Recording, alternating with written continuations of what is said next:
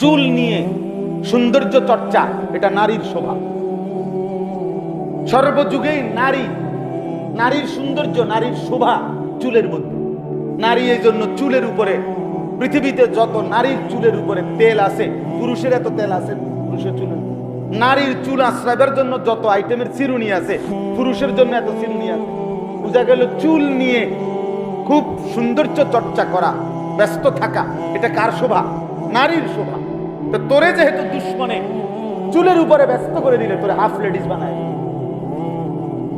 আর কিছুদিন চেষ্টা করলে ফুল লেডিস হয়ে যাবে, অথবা কমপক্ষে ট্রান্সজেন্ডার হওয়া যাবে। এটারও তো প্রচারণা চলতেছে, ঠিক না?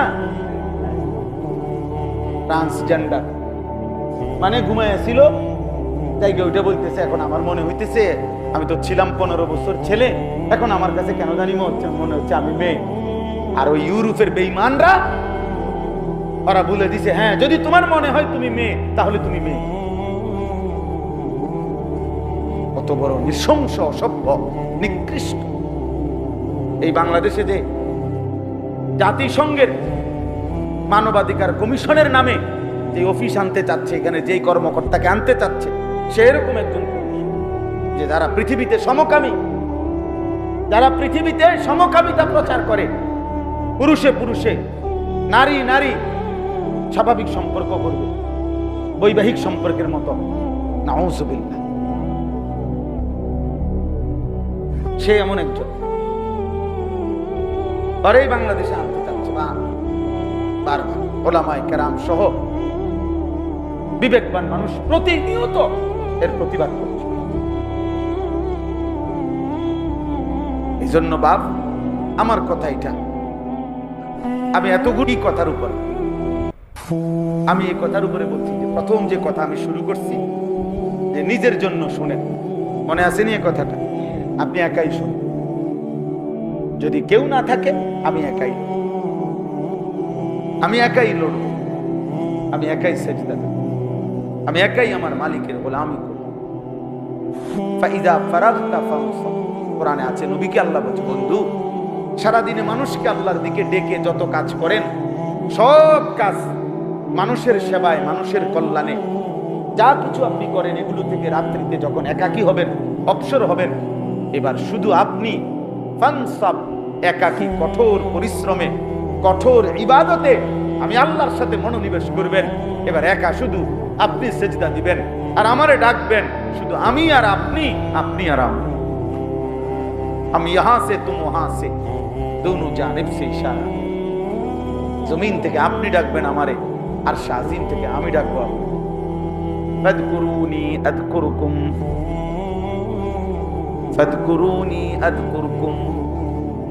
আল্লাহ বলে তুমি আমারে ডাকো, আমি তোমারে ডাকবো। জমিন থেকে বান্দা বলে আল্লাহ, বান্দা, আল্লাহ রাব্বুল আলামিন বলবে আর শাজিম থেকে বলো না বান্দা। এজন্য আল্লাহ তাআলা কোরআনে বলছে, ইউহিব্বুহুম ওয়া ইউহিব্বুনা, আমার জমিনে এমন বান্দা থাকবেই সর্বদা। এই পৃথিবীর যে কেউ মন চায় আমার দিন যদি ত্যাগ করে, আল্লাহ কোরআনে বলছে সূরা মায়েদার মধ্যে, কোনো অসুবিধা নাই বান্দা, যার মন চায় ছেড়ে দাও, কোনো অসুবিধা নাই, কিন্তু মনে রেখো এমন বান্দা আমি আল্লাহ নিজ দায়িত্বে এই জমিনে রাখবই। এমন মুমিন ইউহিব্বুহুম ওয়া ইউহিব্বুনা, যারা আমাকে ভালোবাসে, আমি যাদেরকে ভালোবাসি, এমন বান্দা থাকবে। তোমার মতো আঙ্গাল কাঙ্গালের লাগিয়া আমার দিন আটকাবে, তোমার মতো বেটাদের জন্য আটকাবে। ওই যে আগের দিনে আপনার গর্তের মধ্যে এক ধরনের ফোক আসিল, আমরা ছোটবেলায় দেখছি, এটা ফোক, এটা ঢুকলে বাচ্চারা পানি ডালতো, পানি এই গর্তটার মধ্যে পানি ডালতে ডালতে ডালতে ডালতে ডালতে ডালতে শেষ পর্যন্ত ফোক এটা বাইরে আই। হ্যাঁ ঠিক না চাচা, এটা আছে না? হ্যাঁ, আমরা ছোটবেলায় ক্ষেতের মধ্যে বিভিন্ন খানে এ পানি অনবরত খোলা পানি, যতক্ষণ এটা বাইরে না আসে এটার পানি ডালতে আনি। তুই বাইরে দিনা, তোর বাপ বাইরে, ওট বাইরে। আগে এটা ছিল, আমাদের ছোটবেলায় দেখছি আমরা। এই ওরা কিন্তু এই সমস্ত একটা শহরের উপরে আর কত বম্পিং করবে, এই ছোট্ট একটা ভূখণ্ডে আর কত বম্পিং করবে, সমান করে ফেলছে সমস্ত বাড়ি ঘর, জায়গাটা মরুভূমি বানায় ফেলছে। কিন্তু এরপরও বোমা বর্ষণ থামে না, কারণ মূল মাকসাদ হলো বিল্ডিং এগুলা ভাঙ্গা না, মূল মাকসাদ ওই মাটির নিচে কি করা।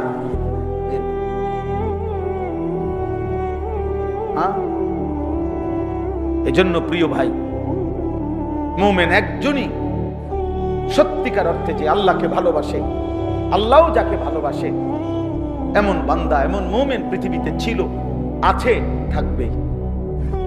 বদরের সেই মুজাহিদ যদি থাকে, বদরের যুদ্ধে যদি সেই আল্লাহর জন্য জান দেওয়ার চেতনাওয়ালা ইমানদার থাকে, তো আজকের এই দিনে এই ঘন্টা তো আছে, আগামী দিনেও থাকে। দেখার বিষয় হলো তুমি কিংবা আমি আল্লাহর জন্য আল্লাহর দ্বীনের জন্য কাজে লাগলাম কি। এটা আমার সফলতা, তুমি লাগলে তোমার সফলতা, যে লাগেন তার সফলতা, তার সফলতা। আপনি ছেড়ে দেন, কোনো অসুবিধা। 1450 বছর ভিতরে পৃথিবীতে কোন দেশে ইসলাম আজ পর্যন্ত অপরিচিত হয় না, হইছে? মানে বুঝেন নাই কথা না? পৃথিবীতে আল্লাহর এই জমিনে আজ পর্যন্ত 1000 কোটি জুলুম নির্যাতনের পরেও পৃথিবীর কোন দেশে, কোন অঞ্চলে ইসলাম চিনে না, ইসলাম জানে না, ইসলাম এই শব্দটি শুনে নাই, পৃথিবীতে এমন জনগোষ্ঠী নাই।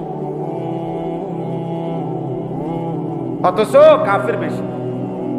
800 কোটি যদি মানুষ হয় তো 600 কোটি কাফের, 200 কোটি না মুসলমান, ধরে নিলাম, কম বেশ তো হবে, কিন্তু কথার কথায় তাহলে 600 কোটি কাফের দিবানিশি ষড়যন্ত্র করতেছে।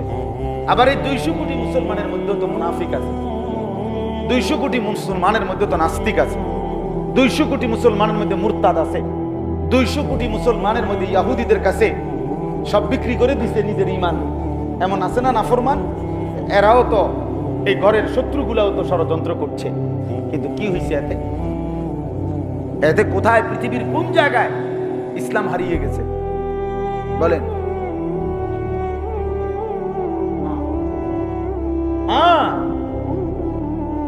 রাশিয়ার মধ্যে আপনার এক টানা 70 থেকে 72 বছর, যখন সোভিয়েত ইউনিয়ন ছিল আগে রাশিয়া, এখন না কয় রাশিয়া, আগে 14টা বা 16টা ছোট্ট ছোট্ট রাষ্ট্র মিলে সোভিয়েত ইউনিয়ন ছিল। এখন যেরকম কয় যুক্তরাষ্ট্র, যুক্তরাজ্য, যেমন আমেরিকা এবং ইংল্যান্ডের সাথে আরো সংযুক্ত কি আছে, ছোট ছোট দেশ আছে। আমেরিকার লগে জেডি, এগুলারে কয় বিল্লা যুক্তরাষ্ট্র। ইংল্যান্ডের সাথে যেগুলা মিলে আছে এগুলারে বলে যুক্তরাজ্য। তো ওইরকম সোভিয়েত ইউনিয়ন রাশিয়ার সাথেও কি ছিল, যুক্ত ছিল।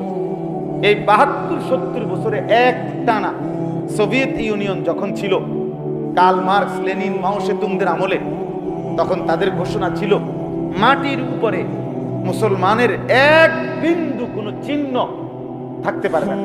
কোনো মসজিদ, কোনো মাদ্রাসা, কোনো মক্তব খোদার কসম ছিল না। 72 বছরে আজান দেওয়া নিষিদ্ধ ছিল, কোনো বাচ্চার নাম মুসলিম নাম রাখা নিষিদ্ধ ছিল, আরবি শব্দ উচ্চারণ করা নিষিদ্ধ ছিল। এখানে উচ্চারণ করলে রাত থাকতে থাকতেই সে এমন ভাবে হারিয়ে যেত, গুম হয়ে যাইত ইনকুইজিশনের মাধ্যমে, যে পরের দিন তার লাশ খুঁজে পাওয়া যাইত, অথবা আর কোনোদিন কেউ জানতেও পারতো না সে কোথায় হারায়। কথা বুঝছেন না? তাইলে এইরকম 70 বছর পরে, জুলুমের পরে, মুসলমানের নাম নিশানা যখন ছিল না, তখন আমরা কিতাবে, এটা ইতিহাসের নির্ভরযোগ্য কথা, এই সময়কার কথা, আপনার এই 1900 সময়কার কথা। এরপরে যখন সোভিয়েত ইউনিয়ন ভেঙে গেল, একটা পর্যায়ে আইসা এই আফগানের সাথে যুদ্ধ করছে, কিন্তু টিকে নাই। শেষ পর্যন্ত সোভিয়েত ইউনিয়ন ভাঙ্গা আলাদা আলাদা ছোট বড় রাষ্ট্র হয়ে গেছে। এখন রাশিয়া শুধু রাশিয়াই। কিন্তু বলার বিষয় হলো, এই 70 বছর পরে যখন মুসলিম 6টি রাষ্ট্র হয়েছে সোভিয়েত ইউনিয়ন থেকে ভেঙে, ওইগুলার থেকে এমন অসংখ্য 12-14 বছরের বাচ্চা পৃথিবীবাসী দেখছে যে 12 বছর, 14-15 বছরের ছেলে মুসলমানের সব হাফেজে কোরআন। এখন এইটা রীতিমতো গবেষণা করছে ওনারা, তারা ইউরোপিয়ানরা, যে এটা কিভাবে সম্ভব হয়েছে। ৭২ বছর ৭০ বছর যদি মাটির উপরে একটি প্রতিষ্ঠান না থাকে, একটা মসজিদ না থাকে, একটা মক্তব না থাকে, একটা মাদ্রাসা না থাকে, একটা আরবি শব্দ উচ্চারণ যদি নিষিদ্ধ থাকে, আর নামটা পর্যন্ত, আজান পর্যন্ত নিষিদ্ধ থাকে, তাইলে ১২ বছরের বাচ্চা হাফেজ করতে আই। আপনি বোঝেন নাই মনে কথাই। ১৪ বছরের বাচ্চা হাফেজ আইব করতে, হাফেজ পাওয়া যাইতে পারে ৮০ বছর বয়স্ক, যে হয়তো উনি আগে হয়েছে। এই সাইজের বাচ্চা হাফেজ হইল কেন? এই পড়লো কই? এই শিখলো কোথায়? কসম আল্লাহর কিতাব, ইতিহাসের কিতাবে আছে, মুসলমান সেই সময় মাটির নিচে নিজ বাড়ি ঘরে আলাদা আরেকটা গর্ত করে গভীর, এরপরে ওইখানে নিজেদের বাচ্চা কোরআনের হাফেজকে রাইখা, উস্তাদ মাটির নিচে রাইখা, পৃথিবীবাসী টেরও পায় নাই, নিজের মাটির তলে রাইখাই সন্তানকে আল্লাহর কোরআনের হাফেজ বানাইছে।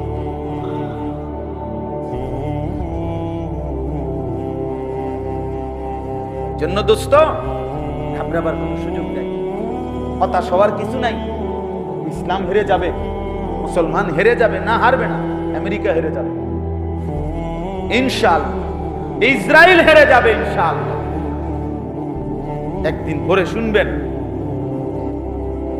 একদিন সকালের সূর্য উঠবে, শুনবেন ফিলিস্তিনের পতাকা উঠছে, গাজায় মুসলমানের পতাকা উঠছে। বিজয় মুসলমানেরই হবে।